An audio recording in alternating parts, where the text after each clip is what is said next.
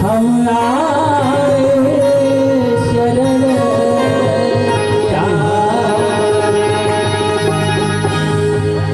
सुग्रीव जब हार गया, ही हारा भय माने, तब जाके जब ही से हारा तब हृदय से भगवान को पुकारा। और यही पुकार, यही समर्पण पहले कर देता तो शायद यह दुर्गति नहीं होती। एक भक्त था, वो उसका एक इकलौता पुत्र बीमार हो गया।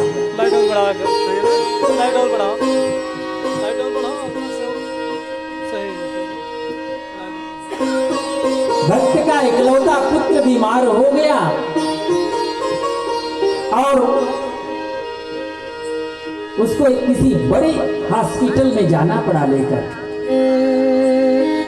एक स्थिति ऐसी आई कि डॉक्टर साहब ने कह दिया कि यदि सुबह तक इसका ऑपरेशन नहीं हुआ तो यह बालक जीवित अवस्था को नहीं रहेगा। तो सुबह डॉक्टर साहब ने कहा कि 10 बजे तक 3 लाख की व्यवस्था हो जानी चाहिए, अन्यथा मैं आपके बच्चे का ऑपरेशन नहीं करूंगा। गरीब आदमी, और जब पैसा पास में होता है तो हर रिश्ता खास में होता है। जब पैसा पास में होता है तो हर रिश्ता खास में होता है। जब पैसा पास में नहीं होता तो सारे रिश्ते बेकार हो जाते हैं। यह बेचारा फोन लगाया अपने सारे रिश्तेदारों को, लेकिन किसी ने जवाब नहीं दिया। रात्रि का समय था, व्याकुल हो गया, क्योंकि कहा गया है पैसा बिन बाप कहे बेटा कपूत भयो, पैसा बिन भाई कहे बंधु दुखदाई है, पैसा बिन नारी कहे निखट्टू के पाल परी, पैसा बिन सास कहे कहाँ को जमाई है,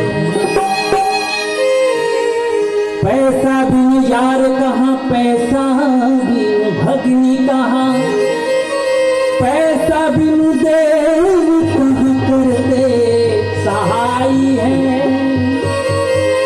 कहते गरीब दास पैसा रखो तुम पास, क्यों? क्योंकि पैसे बिन मुर्दे में लकड़ी नहीं पाई है। भैया, यह कलिकाल अर्थ प्रधान युग है, यहाँ तो पैसे से ही सब काम होता है। आपकी भावनाओं का कद्र ही नहीं है। लेकिन जगत को नहीं, हम भगवान के पास कद्र है। आज भी आपकी भावनाओं को, आपके हृदय के कष्ट को कोई सुनता है तो वो सिर्फ हमारे हनुमान है। इस बेचारे ने रात्रि के 2 बजे तक बहुत प्रयास किया, परंतु कुछ बात बनी नहीं। हॉस्पिटल के बाहर एक कन्हैया की मूर्ति थी, मंदिर था, उसी मंदिर में शांत होकर चला गया, क्योंकि मन तो लगता नहीं था। मंदिर के चौखट पर रोने लगा, और जब असहाय अवस्था में जीव पड़ता है तो भगवान की याद आती है, क्योंकि एकमात्र वही दरवाजा है, जब सारे दरवाजे बंद हो जाते हैं तो वो खुलता है। जब तक मेरे पास अन्य दरवाजे हैं तब तक भगवान का दरवाजा खुलने वाला नहीं है। यह बात नोट कर लीजिए। अभी आपने देखा सुग्रीव की कला। सुग्रीव के सारे दरवाजे बंद हुए, तब जाके खुला। उसने कन्हैया से कहा कि कन्हैया, मैं अभी तक जितना जीवन यापन कर पाया हूं तुम्हारी ही भक्ति करता आया हूं। आज मेरे ऊपर कष्ट है तो मैंने अपने सगे संबंधियों को याद किया, परंतु किसी ने मेरा तनिक भी दर्द नहीं बांटा। क्या तुम बांटोगे? तुम्हारी पुकार को, तुम तो द्रौपदी की पुकार पर चले गए थे, भाग कर गए थे। तुम्हें सदन कसाई ने याद किया, वहां पहुंच गए। सब भक्तों ने याद किया, क्या मेरे पास तुम नहीं आओगे? रोने लगा।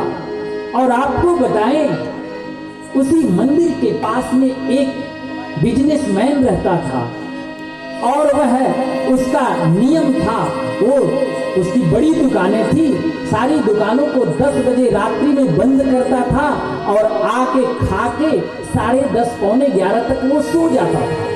सुबह भोर में उठता था नित्य, परंतु उस दिन उसको नींद नहीं आ रही थी। एसी चलाया, पंखा चलाया, सारा कुछ कर लिया, परंतु 2 बज गया, नींद नहीं आई।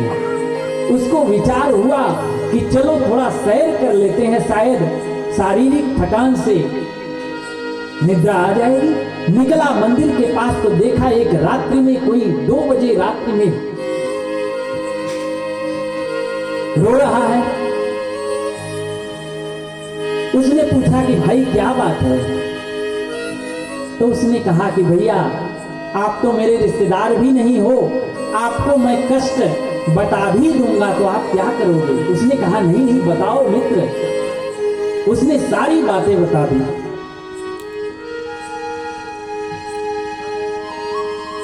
उसके पश्चात उस सेठ जी को दया आई। उस सेठ जी ने कहा कि कल सुबह 10 बजे तक तुम्हारे बच्चे का ऑपरेशन हो जाएगा, चिंता मत करो। और हुआ भी वही, पैसे की व्यवस्था कर दी, बच्चे का ऑपरेशन हुआ, सफल हुआ। उस आदमी ने आकर उसे धन्यवाद दिया और कहा कि भैया, जिस दिन मेरे जेब में पैसे हो जाएंगे आपका मैं जरूर अदा करूंगा। लेकिन उस सेठ ने कहा नहीं भैया, यदि मुझे पैसे चाहिए होते तो मैं आपकी मदद नहीं करता। न आप मेरे रिश्तेदार हो, न आप मुझे जानते हो, न मैं आपको जानता हूं। ये कन्हैया की प्रेरणा थी जो 2 बजे रात्रि तक मैं जगा रहा। आज मैं रात्रि तक जगा रहा, इसका कारण मुझे समझ में अब आया। कहने का तात्पर्य, यदि हम मानसिक शरणागति में हैं तो भगवान हमारी मदद करता है। स्वरूप कुछ भी हो सकता है, यह आवश्यक तो नहीं कि वो धनुष धारण करके ही आए। उसके किसी भी रूप में अपने वो आपकी मदद करता है। यदि वो आपकी मानसिक शरणागति है तो हाँ, आपके कर्मों का यदि फल मिल रहा है उसमें भगवान कुछ नहीं करते। और यहाँ पे हम आप कर्मों की खेती का ही फल उसको उगाते हैं, उसकी फसल काटते हैं। सुग्रीव जी ने कहा, प्रभु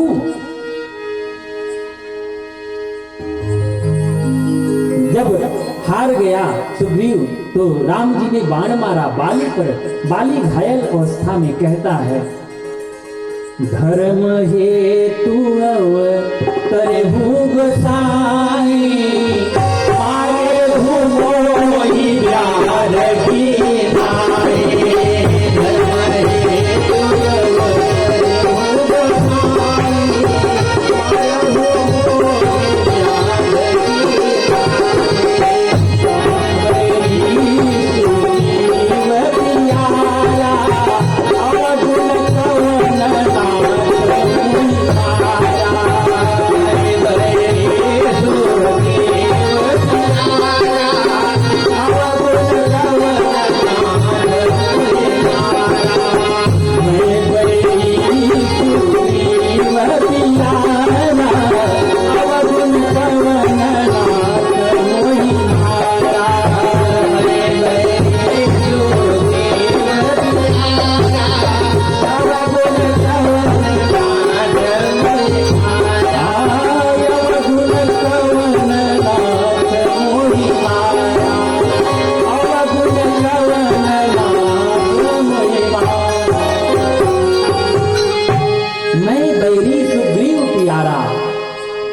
यदि किष्किंधा कांड को ध्यान से पढ़ेंगे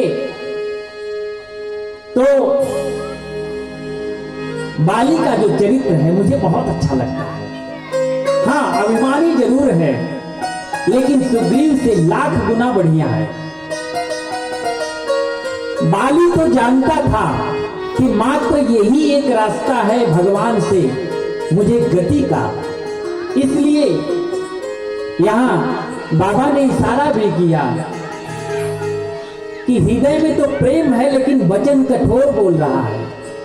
कहता है कि मैं बैरी सुग्रीव प्यारा, अवगुण कवन नाथ मोय मारा। एक बात ध्यान रखिए, संभवतः ये सब हमारे आपके साथ भी होता है। हम धर्म की दो तरह से धर्म को देखते हैं। एक, जब हम किसी के ऊपर अधर्म करते हैं, और दूसरा जब हम धर्म की शाश्वत व्याख्या करते हैं। जब हम किसी के ऊपर अधर्म कर रहे होते हैं तब हमें धर्म की याद नहीं आती, लेकिन जब कोई मेरे ऊपर अधर्म करता है तब हम धर्म की बढ़िया व्याख्या करते हैं। ये क्या है? ऐसा हम भी करते हैं और ये भगवान को प्रिय है। यहां जब बाली ने कहा कि मैं बैरी सुग्रीव प्यारा, भगवान ने कहा अरे बाली, तुम अभी जिस धर्म की बात करते हो, क्योंकि बाली ने कहा कि धर्म हे तुम करे हूं गोसाई,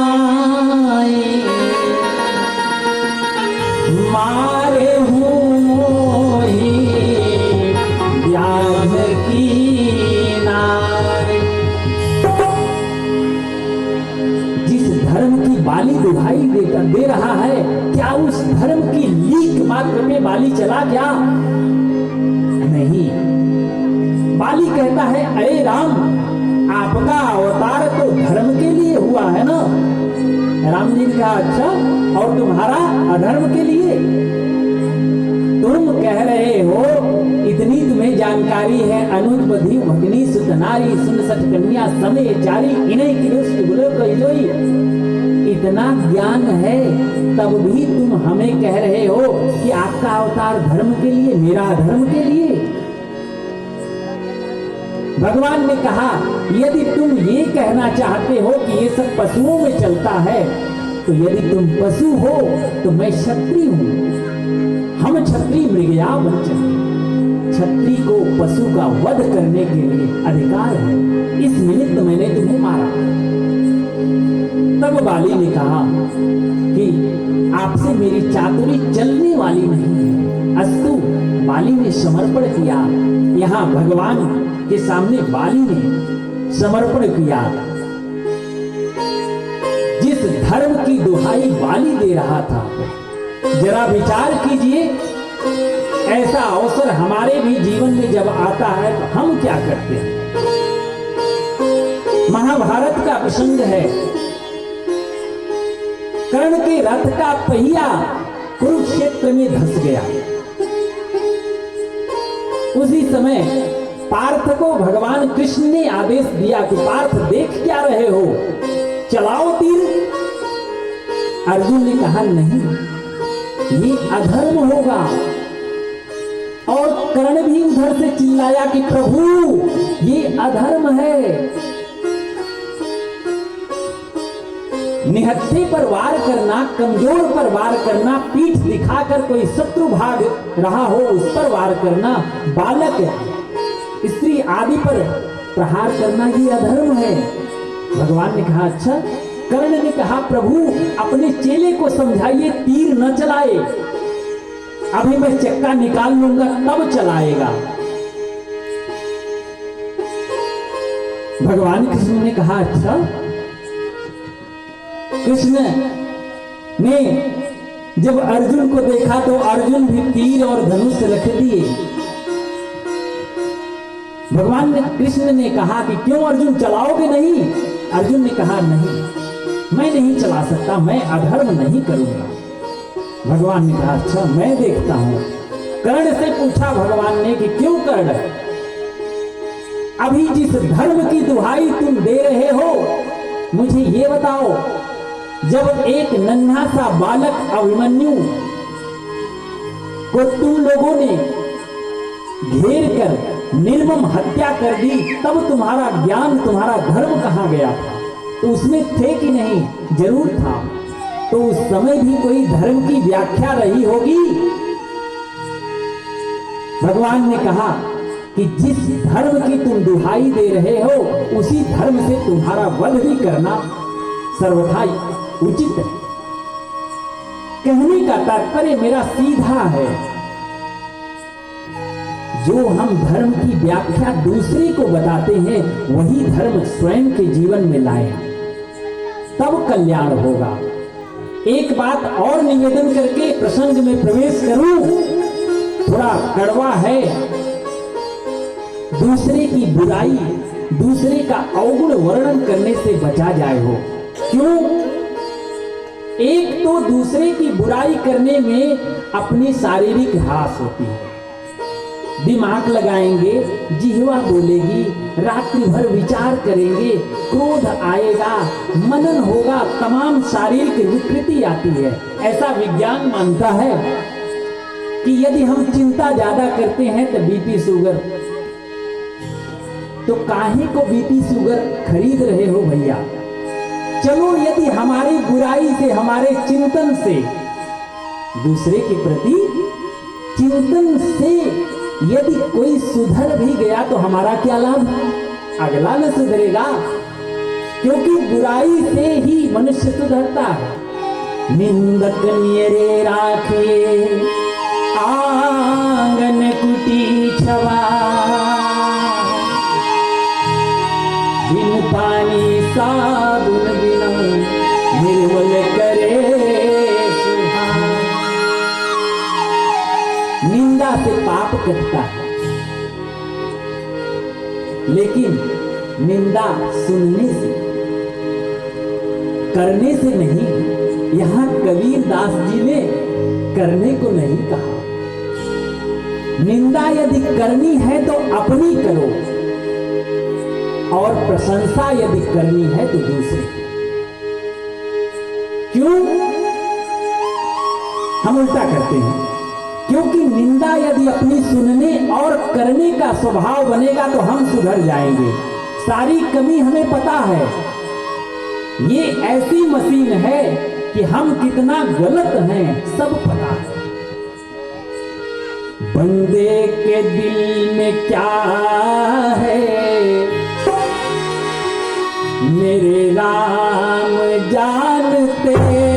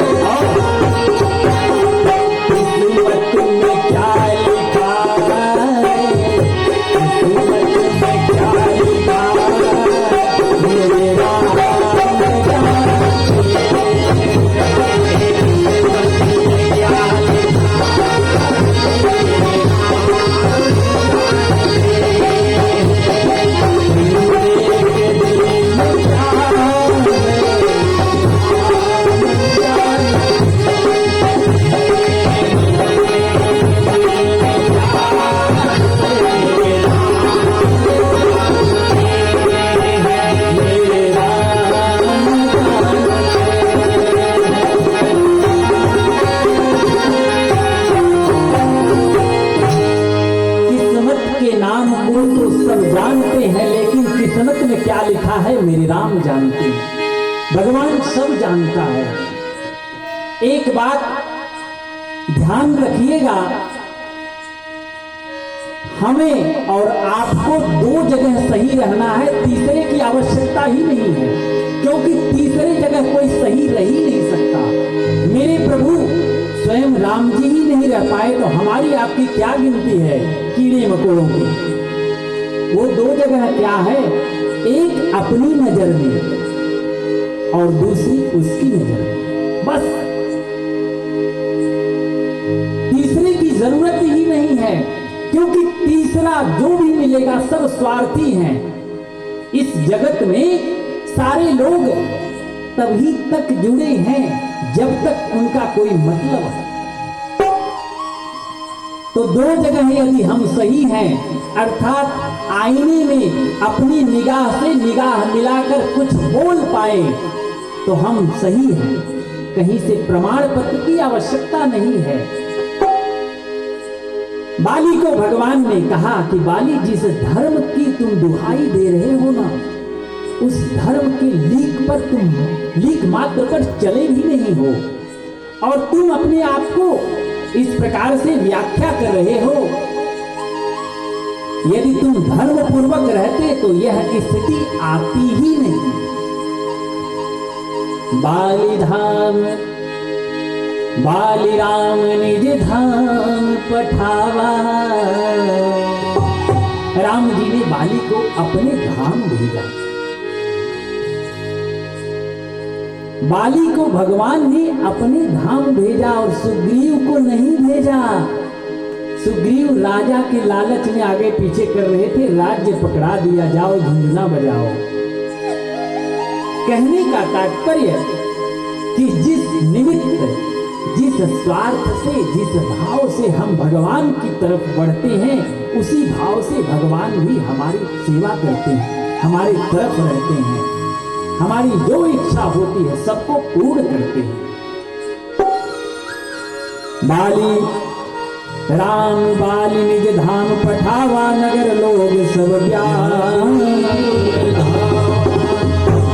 इधर बाली तो भगवान ने अपने धाम भेजकर सुग्रीव से कहा कि अंगद सहित करो तुम राजू। उन्हें राज्य दे दिया। भगवान चतुर्मास बिताए हैं। तत्पश्चात एक दिन हनुमान जी के माध्यम से सुग्रीव को पता चला कि 4 महीने तक तुम भगवान के पास भी नहीं जा पाए। सुग्रीव पहुंचा है और कहता है क्या,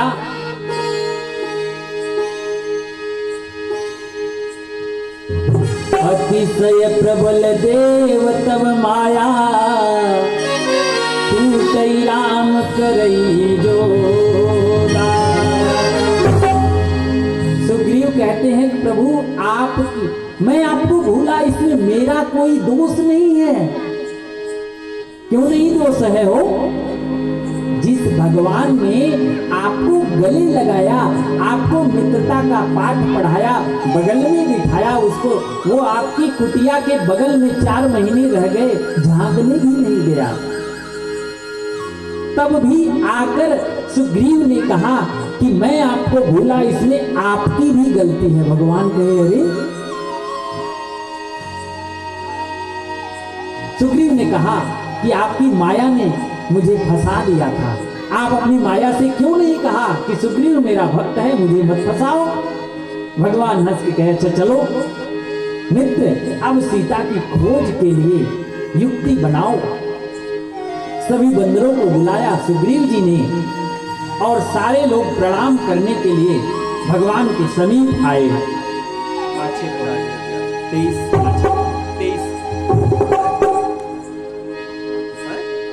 पाछे पवन तनय सिरुनावा, जान काज प्रभु निकट बुलावा। और परसा सीता सरोरूह पानी, कर मुद्रिका दीन जन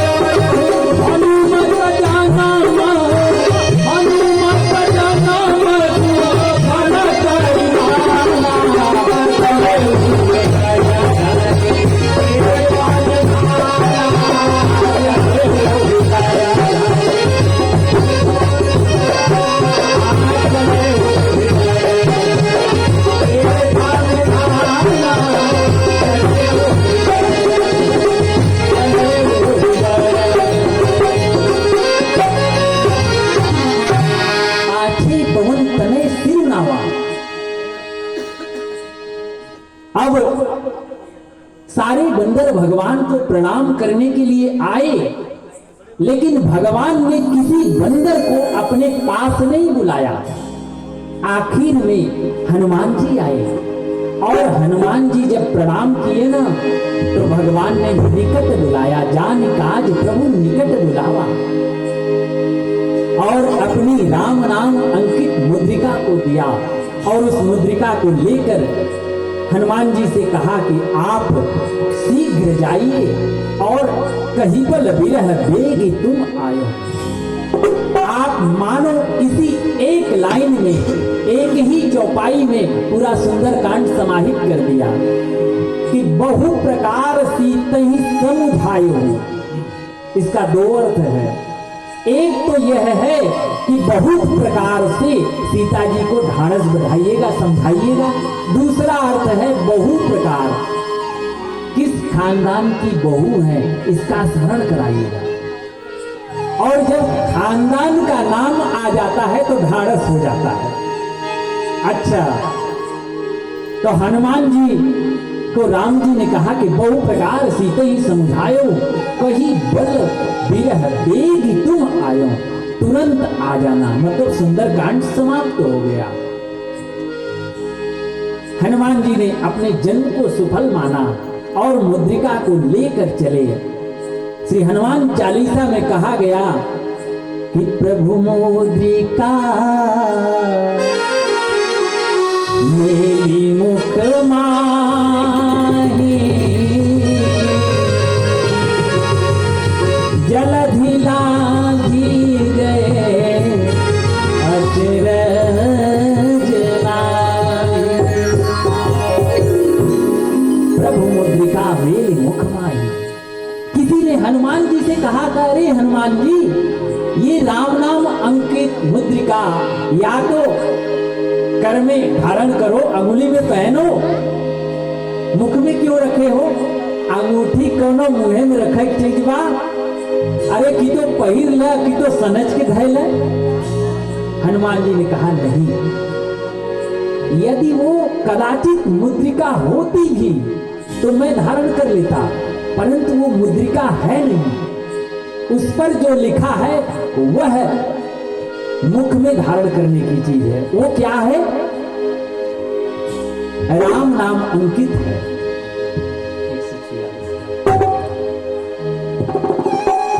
वह राम नाम अंकित है। कहने का तात्पर्य, राम नाम जो अंकित है, राम नाम को जिह्वा पे रखने की बात। भगवान के नाम को जिह्वा पे रखा जाए।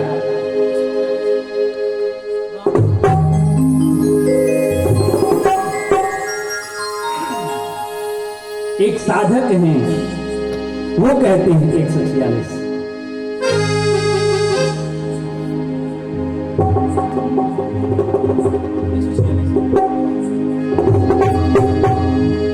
हरे राम हरे हरे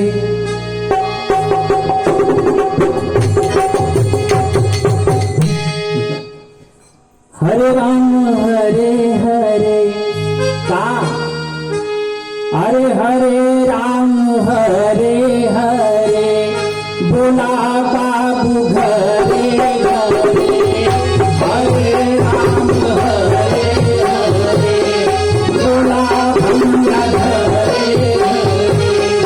हरे राम हरे हरे बोला माई घरे घरे। हरे राम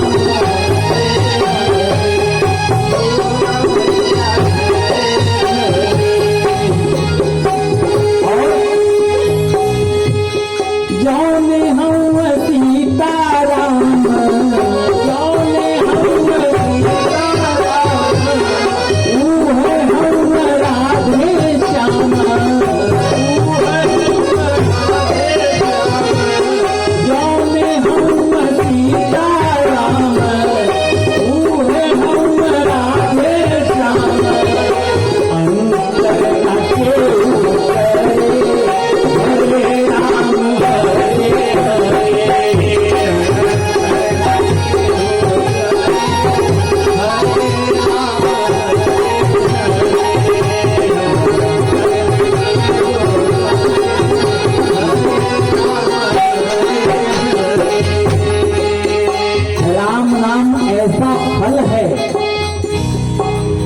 जो मुख में ही फलता है। और मानस में बालकांड में ऐसा वर्णन आता है कि राम नाम मणि दीप भरी जी है देहली द्वार, जी है देहली द्वार, और तुलसी भीतर बाहर हूं जो चाहत उजियार। तो राम नाम एक फल है। इन्होंने कहा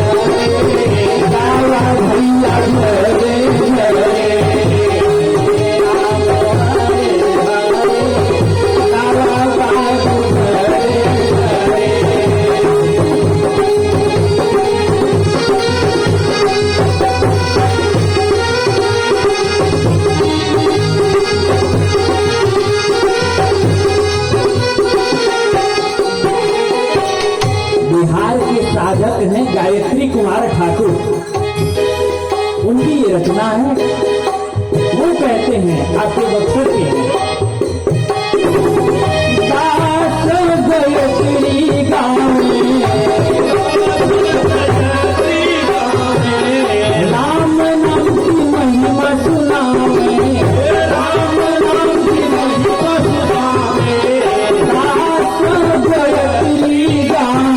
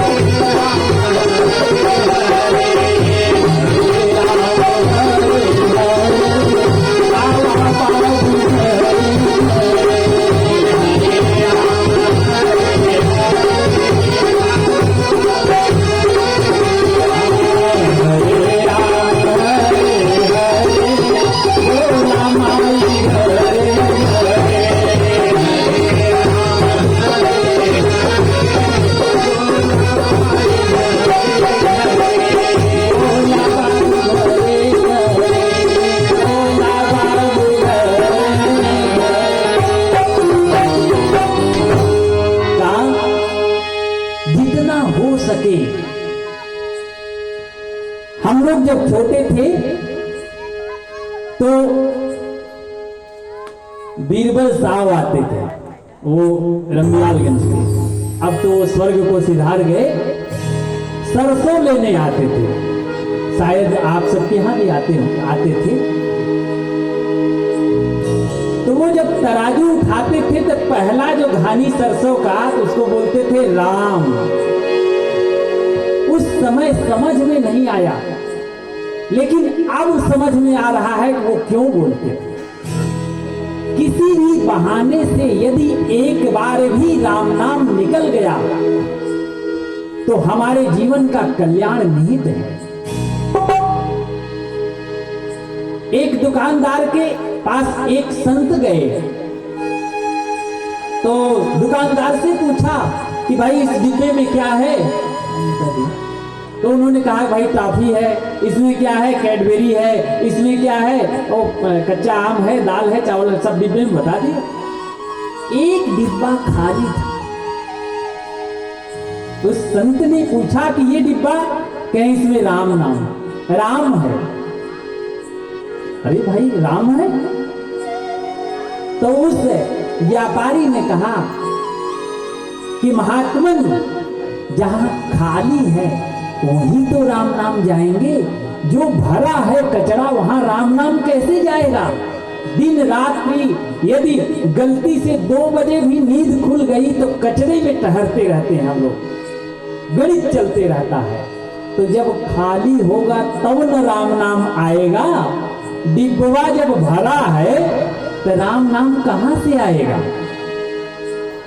रात्रि पार हो जाती है गणित में, परंतु एक बार भी राम नाम नहीं निकलता। निकले भी यदि भाव कुभाव अनख आलस हूं, नाम जपत मंगल दिसि दसहूं। किसी भी अवस्था में यदि राम नाम एक बार भी निकल गया तो हमारा कल्याण है। अब महाराज प्रश्न उठता है कि जब एक बार राम कहले से काम बन जात, बात कहे बार बार कही जाए। एक बार राम तो सब बोल ही देते, झगड़ों में बोल देते। हमारे मावा रही वो झगड़े में रामे नाम से झगड़ा शुरू कर रहे हैं। क्या हुआ? रामे नाम से झगड़े शुरू हुए तो भाई कल्याण क्यों नहीं हुआ? प्रश्न उठता है ना।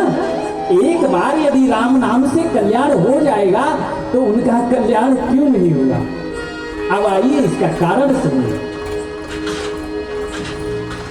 न जाने किस श्वास, न जाने कौन सा पल, न जाने कौन सा आखिरी क्षण होगा कि हम इस देह को त्याग कर देंगे। इसलिए यदि अंतिम क्षण में राम नाम निकल गया तब कल्याण होगा, और अंतिम क्षण में राम नाम निकले यह कोई सामान्य बात नहीं है। भगवान से बाली ने कहा था, क्या कहा था कि अंत राम कहीं आवत नाही, जन्म जन्म मुनि जतन करा।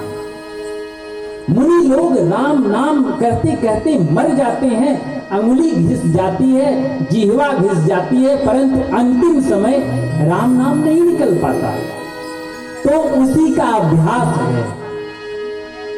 न जाने कौन से पल में हमारी श्वास बंद हो जाए, इसलिए हर एक श्वास को अंतिम श्वास मानकर राम नाम जपिए जितना हो सके, और उसी से कल्याण होगा।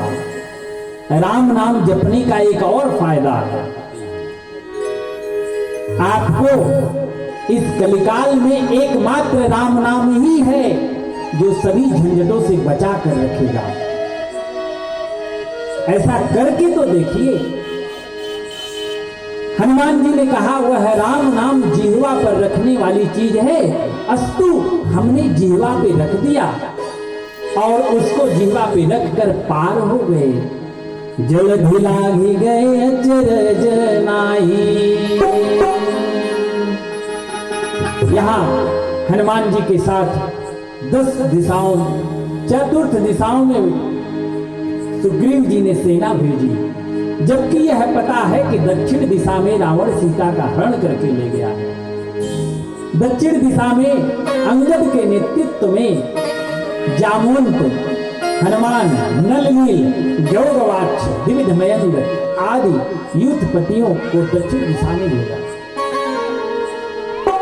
स्वयं प्रभा से मुलाकात हुई और स्वयं प्रभा ने सारे बंदरों को निर्देशित किया कि आप समुद्र के तट पर जाएंगे, वहां से सीता जी की खोज का जो मार्ग है वो प्रशस्त होगा।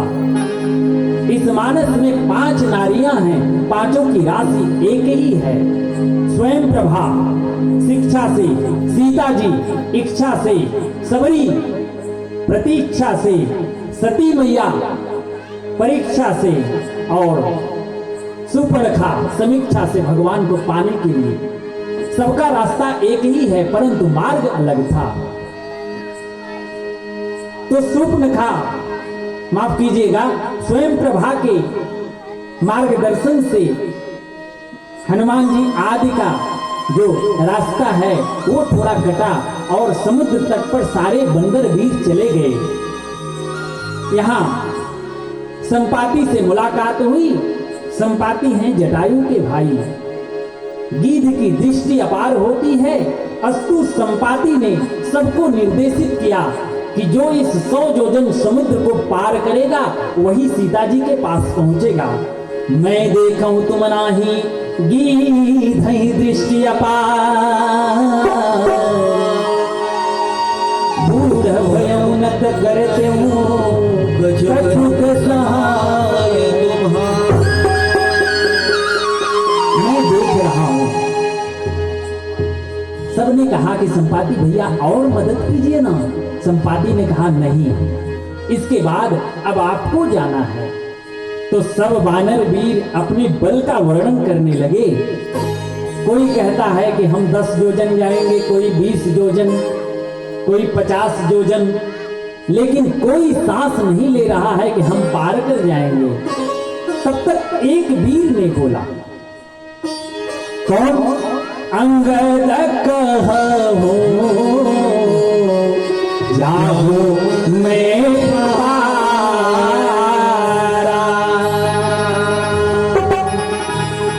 जिय संशय कछु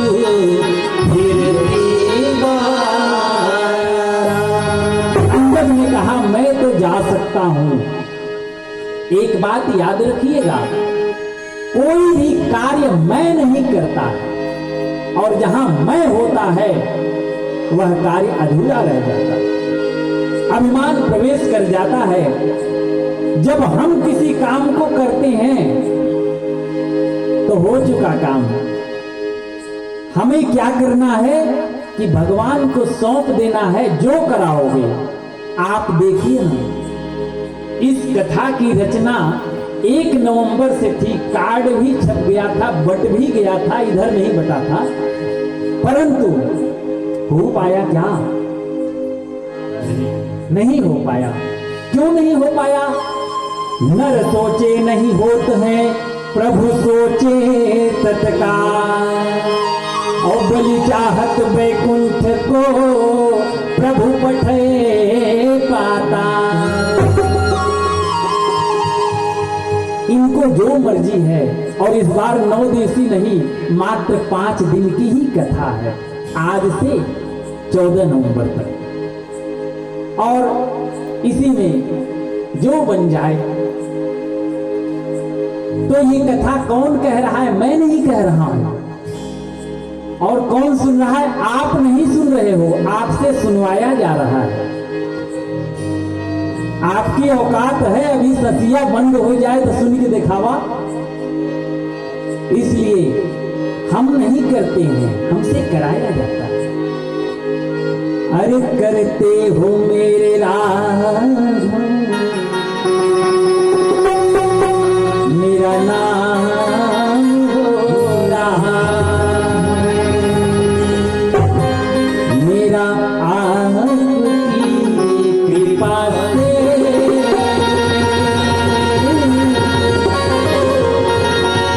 सब काम।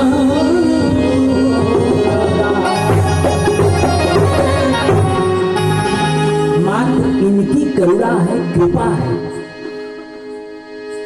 वरना हमारे जैसे सैकड़ों भिखारी स्टेशन पर टहलते रहते हैं। तो ये भगवान की करुणा है कि हम कुछ बोल पा रहे हैं, आप कुछ श्रवण कर पा रहे हैं। यहां अंगद जी जब कहा कि अंगद कहो जाओ मैं पारा, भगवान ने पहले ही कहा है कि अभिमानी व्यक्ति कुछ नहीं कर पाता। जामवंत जी श्रेष्ठ थे, समझ गए कि अंगद के बस की बात नहीं है। तो जामवंत जी ने कहा कि हनुमान जी की खोज की जाए, हनुमान जी हैं कहां? तो किसी ने कहा कि हनुमान जी यहीं कहीं देखा तूफानी के पुअरा के पीछे बैठ के देखा कुछ करत है का। तब सब लोग गए और देखे तूफानी भैया के मड़ई में माला लेके हनुमान जी क्या कह रहे थे, श्री राम जय राम जय जय राम, श्री राम जय राम जय श्री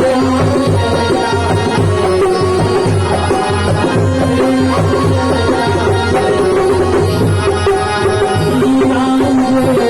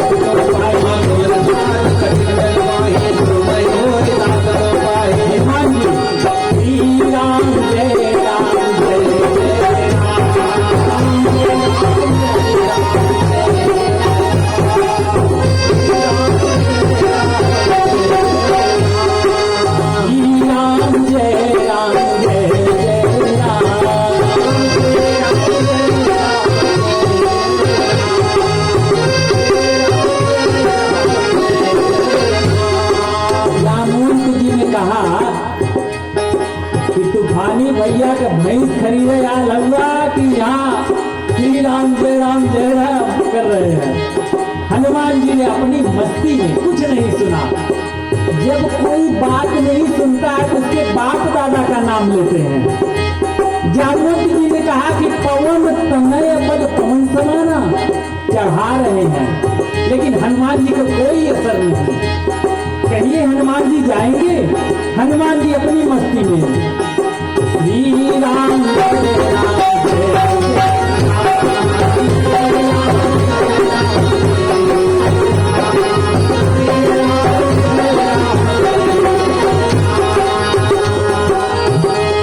तब ध्यान आया कि अच्छा ये तो बाबा है ना, क्योंकि शंकर स्वयं केसरी नंदन, ये भगवान शिव ही केसरी नंदन बन के हनुमान जी बन के आए हैं। और भगवान शिव को एक चीज बहुत प्यारा है। बालकांड में एक दोहा है, उसमें सारे देवताओं को, सारे राक्षसों को, सारे मनुष्यों को सब कुछ दे दिया, उस मंत्र से केवल राम नाम निकाल दिया। शिव जी को राम नाम प्रिय है। अस्तु यहाँ जामवंत जी ने इशारा किया, क्या राम काज लगी तो तारा, राम काज लगी तो काज लगी तो तारा,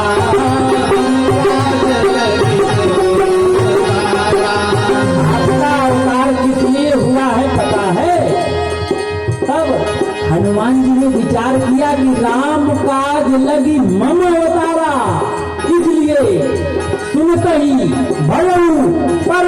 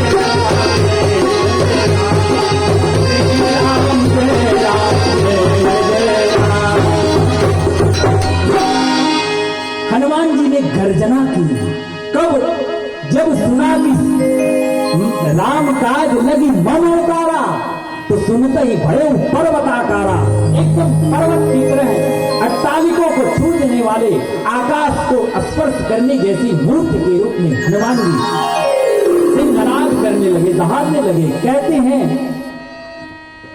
कि जामवंत जी कहिए त्रिकूट पर्वत को मसल दो, क्योंकि त्रिकूट पर्वत पर ही लंका बसी थी, और रावण का काम अभी समाप्त कर दूं, सागर सूख जाऊं, जल्दी बताइए।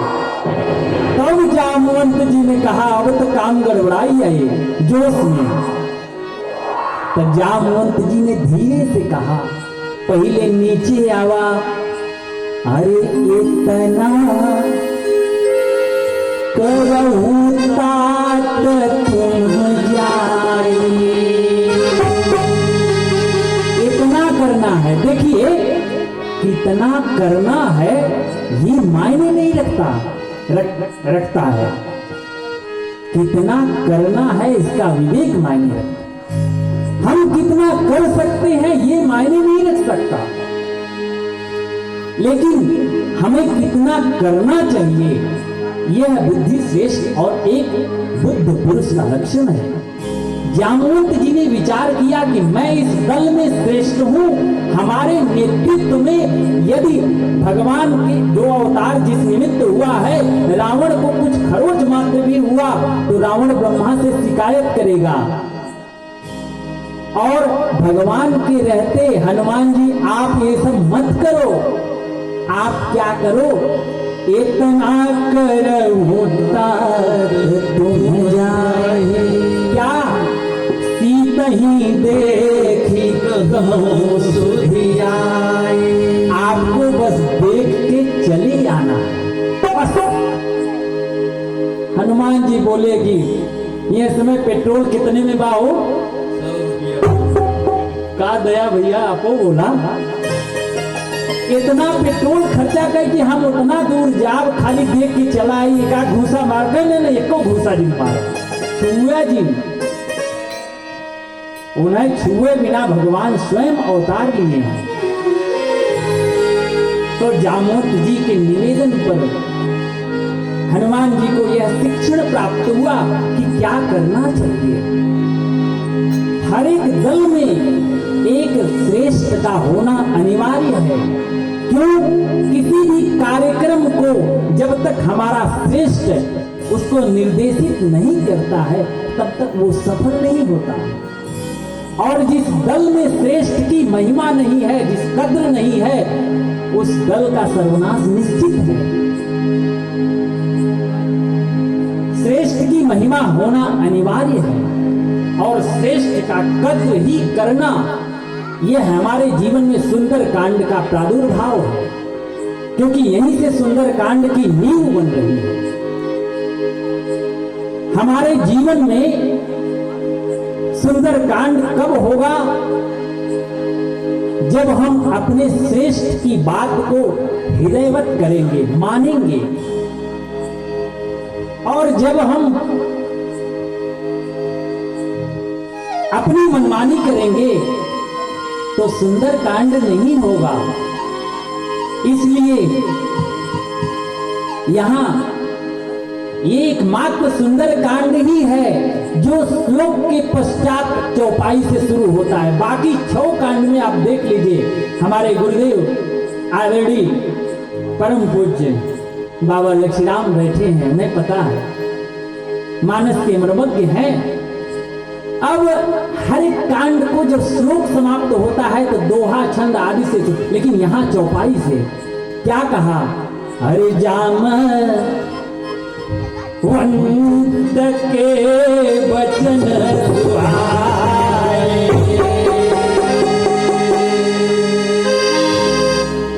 चौपाई शुरू कर दी। कौन से वचन है कि इतना करहूं तात तुम जाई?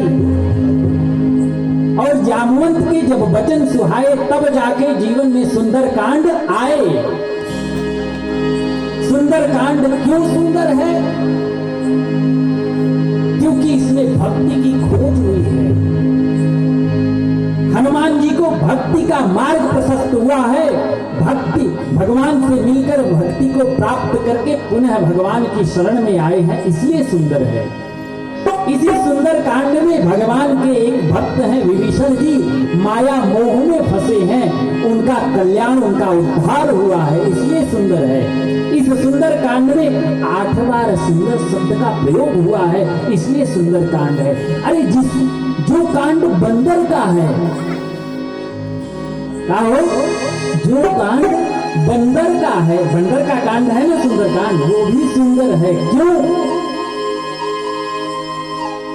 क्यों? इसलिए गोस्वामी तुलसीदास जी के गुरुदेव हैं हनुमान जी।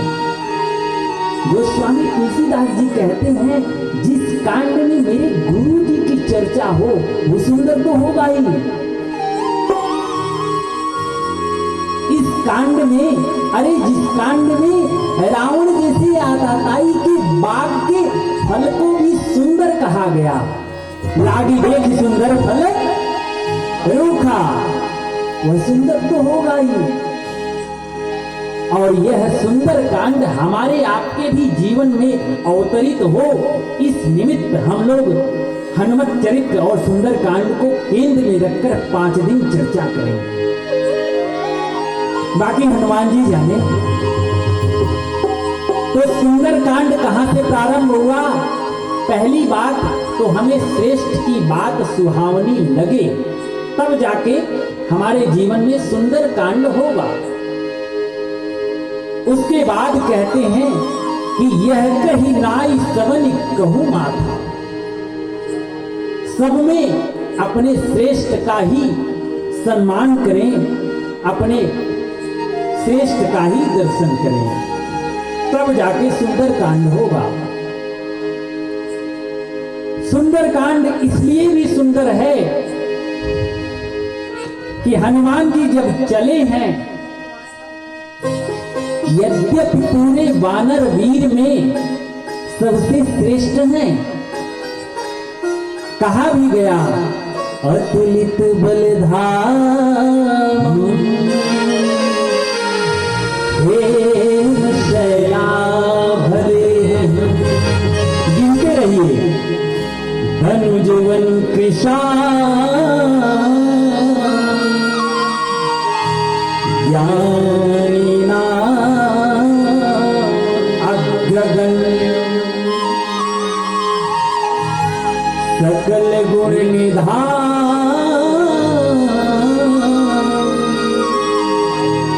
वानरा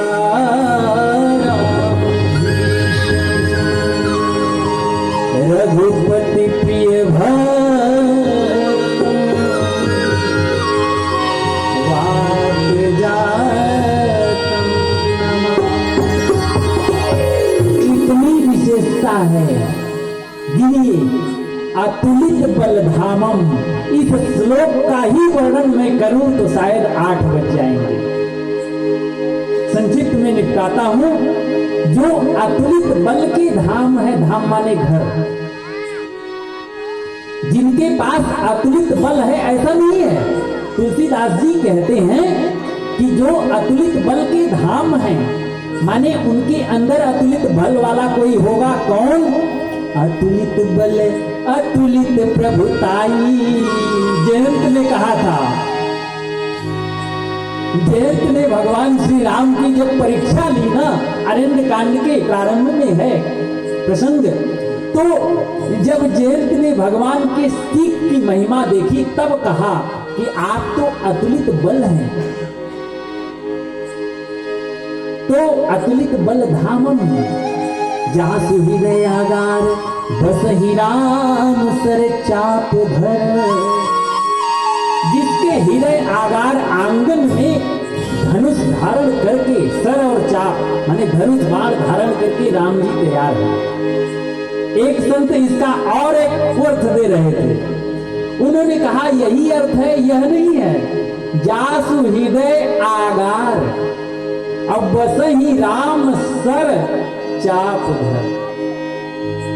जहां हनुमान जी रहते हैं, राम जी वहां गए जब धनुष लेकर, तो बोले अब राम दुआरे तुम ये तो ही है रक्षक, अब धनुष बाण साइड रखो सो जाओ। सर चाप धर जासु हृदय आगा, बस ही राम सर चाप धर। प्रणमो पवन कुमार खल बल पावक ज्ञान। तो जो अतुलित बल के धाम है, हेम शैलाभरि हम, माने जिनका देह जिनका शरीर हेम शैल, हेम माने होता है स्वर्ण, एकदम सोने के आकार के हैं, सोने के रंग के हैं, जो वानरों में मुख्य हैं, कपियों के पति हैं,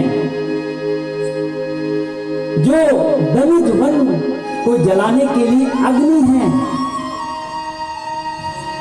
जो भगवान के प्रिय हैं, वो कौन है? राम के दूत हैं।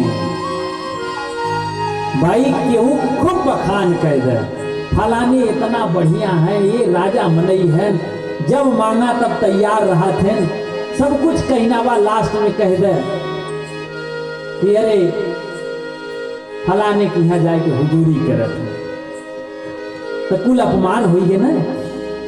पहले सम्मान की है आखिर वाला। तो यहाँ तुलसीदास जी कहते हैं कि श्री राम दूतम शरणम प्रपद्ये, वो राम जी के दूत है। इतनी विशेषता होने के बाद भी जो इतना शांत रहता हो, जो मान का हनन कर दिया हो, वही हनुमान हो सकता है। तो सुंदरकांड कब होगा? जब मान और सम्मान को हम खूंटी पर त्याग देंगे, टांग देंगे, तब सुंदरकांड होगा। यहाँ तो भैया मान मिले तो भूल जाओ, अपमान होए, मान मिले तो भूल जाओ, अपमान होए तो इतना फूल फट जाओ। ऐसा नहीं है, तब सुंदरकांड नहीं होगा। और सुंदरकांड के लिए हमें आपको एक रस में होना पड़ेगा।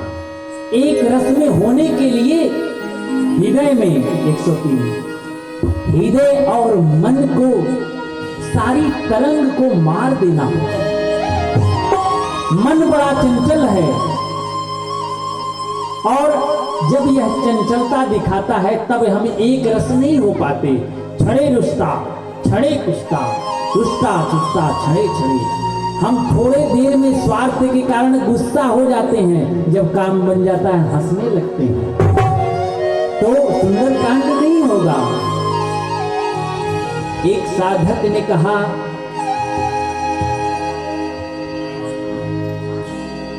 अरे तन को जल से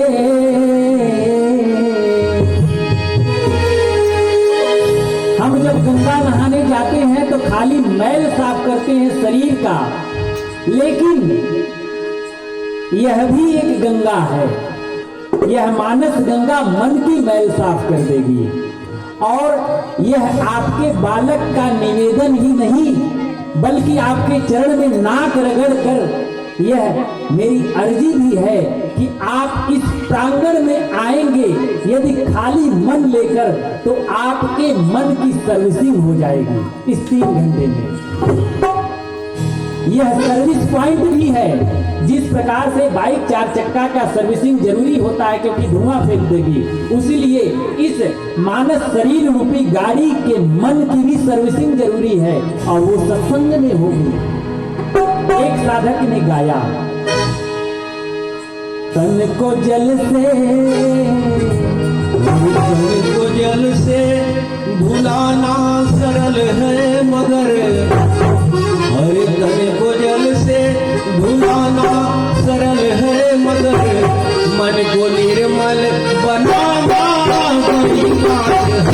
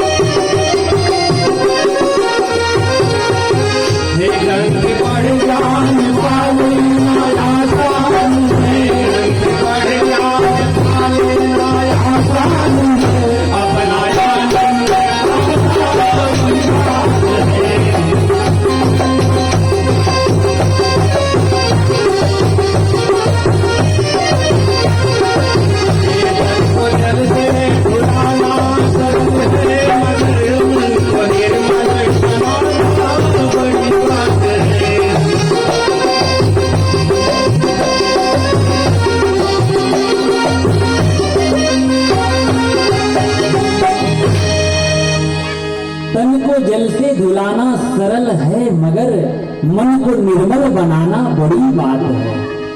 यह जो बात मैंने अभी कही कि मन को साफ करिए, ये कोई छोटी मोटी बात नहीं है। इसी सुंदर कांड में आगे जाकर एक चौपाई मिलेगी जो शायद सुंदर कांड का हृदय है कि निर्मल मन जन सो मोहि पावा। जिसका मन निर्मल है वो मुझे पाया हुआ है, उसको कुछ करने की आवश्यकता ही नहीं है। वह अगरबत्ती जलाए न जलाए, नहाए न नहाए, जितिया के पूजन में महंगा सेब चढ़ाए न चढ़ाए, कोई आवश्यकता नहीं है। चाची के जरावे बने, कोई जरूरत नहीं है। जरूरत क्या है कि मन साफ रखे, और जब मन साफ रहता है तब भगवान भी सुनते हैं। हमारा मन निर्मल हो तब हम भगवान के करीब हैं। हमको किसी अन्य पूजा की आवश्यकता ही नहीं है। आप मानो न मानो, सारे ग्रंथ, सारे शास्त्र, सारे प्रवचन, सारे सत्संग केवल मन को साफ करने के लिए ही हैं। यह राम नाम एक ऐसा साबुन है जो आपके मन और वाणी को पवित्र कर देता है,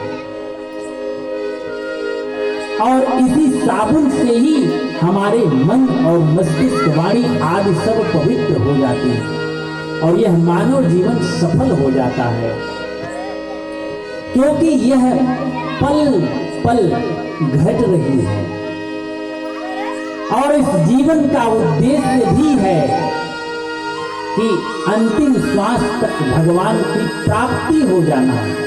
एक बात बताएं, अन्य कोई जीव में ये सुविधा नहीं है जो हमारे आपके पास फैसिलिटी अवेलेबल है। हम आप ही एकमात्र ही, हम आप भी नहीं, हम आप ही केवल भगवान को प्राप्त कर सकते हैं।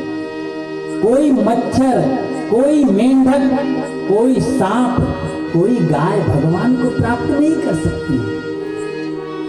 क्यों? क्योंकि एकमात्र मनुष्य शरीर ही इस निमित्त मिला है कि हम भगवत साक्षात्कार कर लें,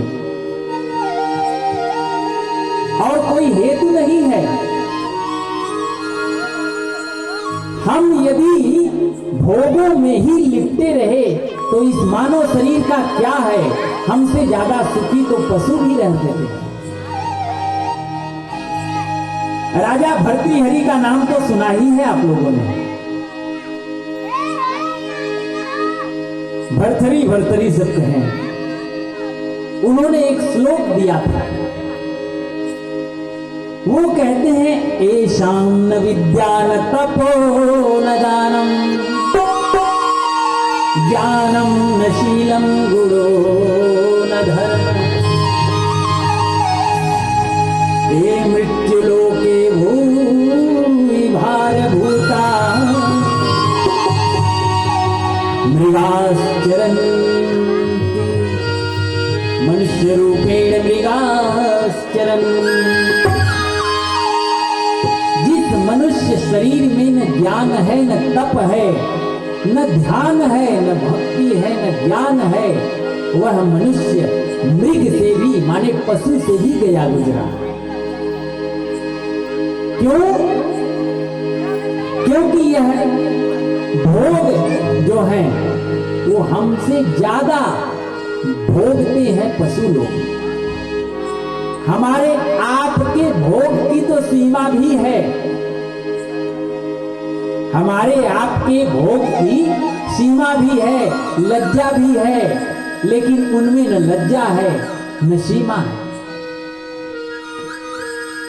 और जब भर्तृहरि वैराग्य को गए ना, तो उन्होंने 3 शतक की रचना की। एक है वैराग्य शतक, एक है श्रृंगार शतक, एक है नीति शतक। शतक इसलिए बोला कि 100 श्लोक हैं तीनों में। भर्तृहरि के पास उज्जैन में इनके भाई विक्रमादित्य रहते थे। एक बार गोरखनाथ गए और गोरखनाथ ने भर्तृहरि से कहा कि क्यों फंसे हो और इस संसार में क्या रखा है। तो उस समय ये अपने युवानी में थे और अपने राज्य पाठ में, राज्य भोगों में मग्न थे। उन्होंने भर्तृहरि ने कहा गोरखनाथ से कि हमें आपकी बात समझ में नहीं आ रही है। तो गोरखनाथ ने एक झोला उनके खूंटी पे टांग के कहें जब हमारी बात समझ में आई है तो झोला उठा लिया और जाते जाते एक फल दिया था। कहानी सबको पता है। और वो फल ऐसा उसमें कहा गया कि जो प्राप्त कर लेगा, जो पा लेगा, वो अमृत को प्राप्त कर जाएगा। बाद में जब भर्तृहरि के सामने पूरा दृश्य सामने आया तब वो वैराग्य को गए। पुरनिया लोग गावे भी कैसे हो, अरे नारी के करनवा भरथरी पानी गई जोगी आय रे मानी गई जोगी आए राजपाट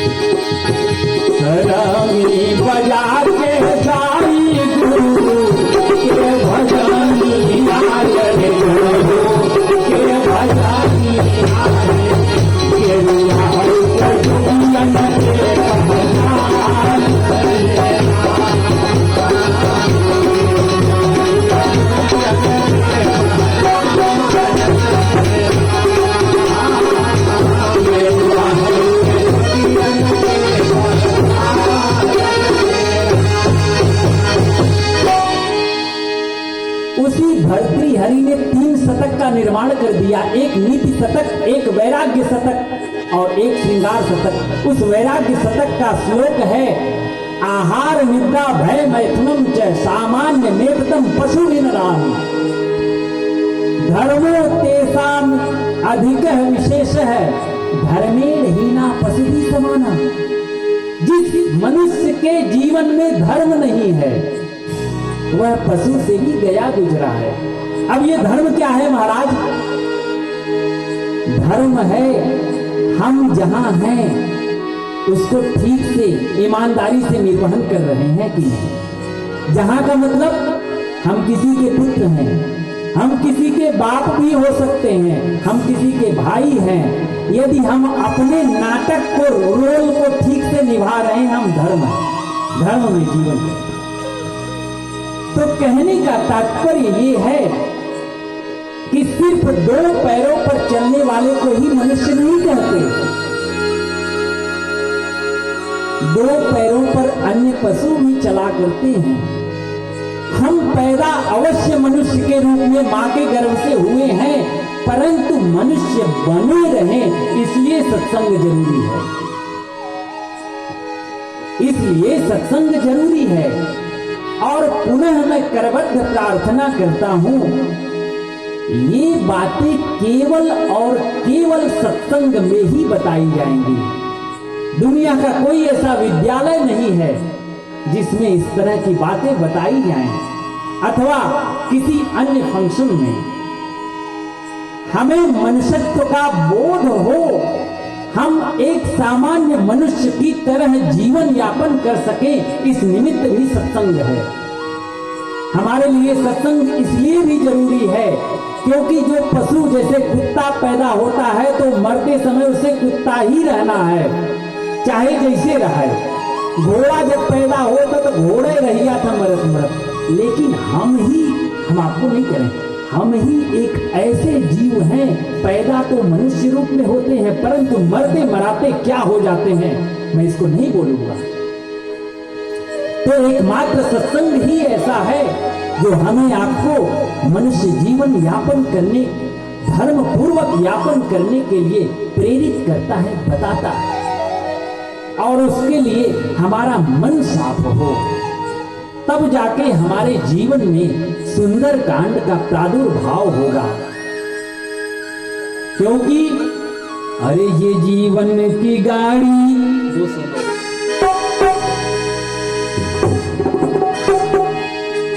भगवान हनुमान जी की कृपा से आप सभी जानते हैं, हमको रेलवे में सेवा का अवसर मिला है, तो ये भजन भी रेलवे से ही रिलेटेड है। ये गाड़ी जो है ट्रेन है, आइए देखते हैं कैसे चलती है, कौन सी पटरी है, कौन सा चक्का है, कौन सा इसमें डिब्बा है। आइए, ये जीवन की गाड़ी चली जा रही है, उतरने की मंजिल करीब आ रही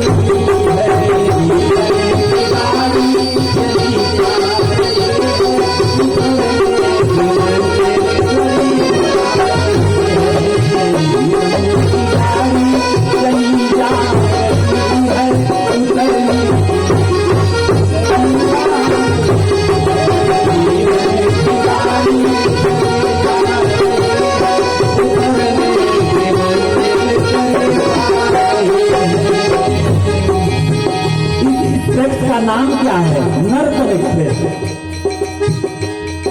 नर्तन एक्सप्रेस में है आयु रिजर्वेशन,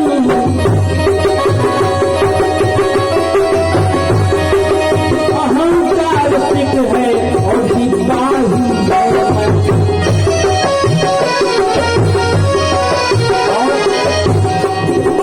श्वासा ही रफ्तार बतला रही है, उतरने की करीब आ रही है।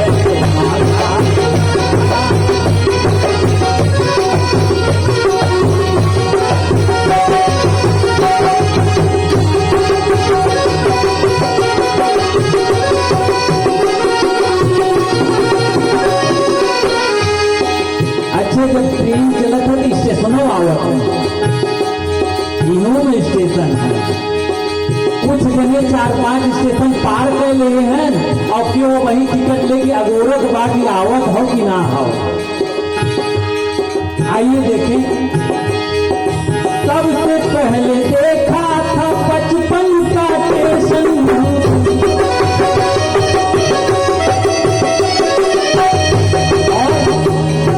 मिला बाद में था जवानी का जमजम।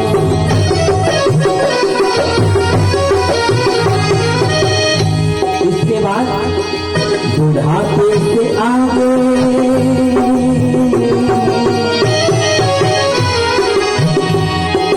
बुढ़ापे से आगे वही जा रही है, उतरने की करीब आ रही है।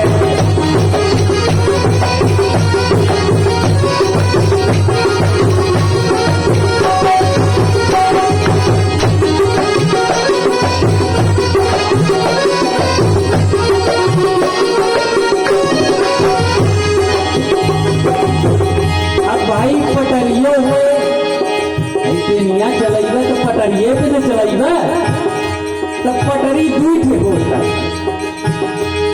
इसमें भी दो पटरी है। क्या है? दिन रात पटरी पे यह दौड़ती है,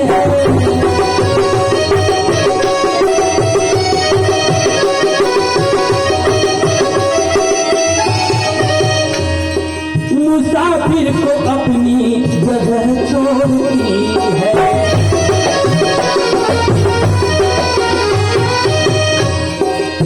रात पटरी पे यह दौड़ती है, मुसाफिर को अपनी जगह छोड़ती है। रस्ते के सब दृश्य दिखला रही है, उतरने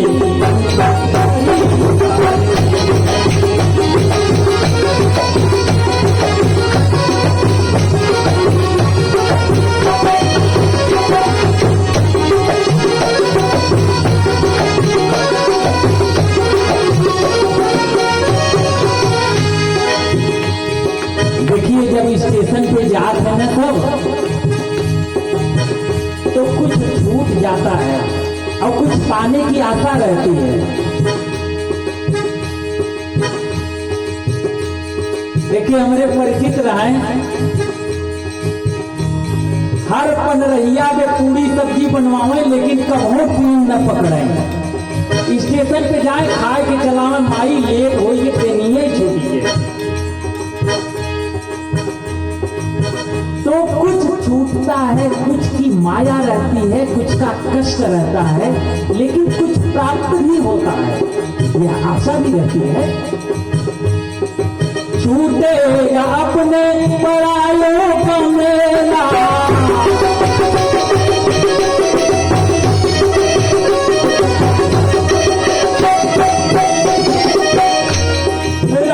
राजेश्वरानंद उतरना होगा।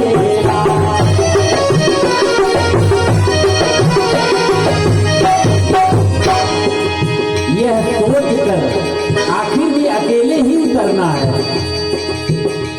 तबीयत बहुत आज घबरा रही है,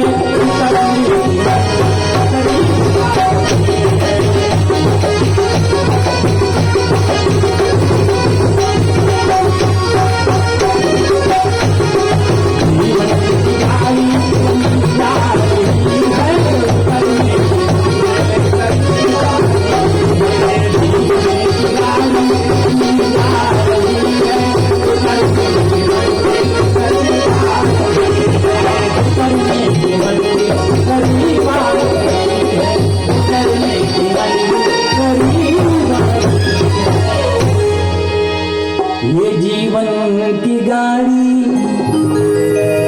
चली,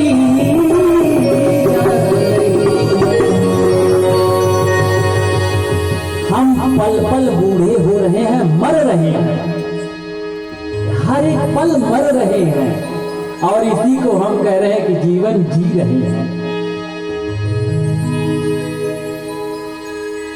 तो आज की सेवा यहीं तक, क्योंकि 8 बज गए हैं और तो मौसम बहुत ठंडा हो गया है। अब आरती, और आज थोड़ा कथा में विलंब हो गया था, पहला दिन था। आरती की तैयारी हो उससे पूर्व